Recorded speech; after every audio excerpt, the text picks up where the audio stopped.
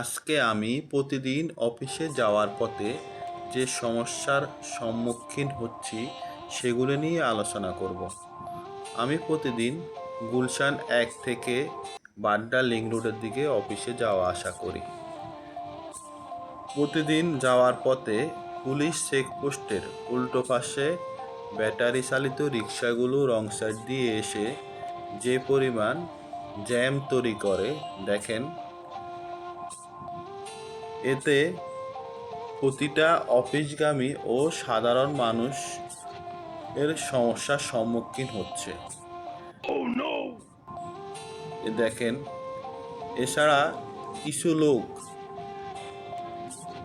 গুলশান 1-এর দিকে অফিসের দিকে যাওয়ার পথে তারা রোডের মাঝখান দিয়ে হাঁটে। দেখেন,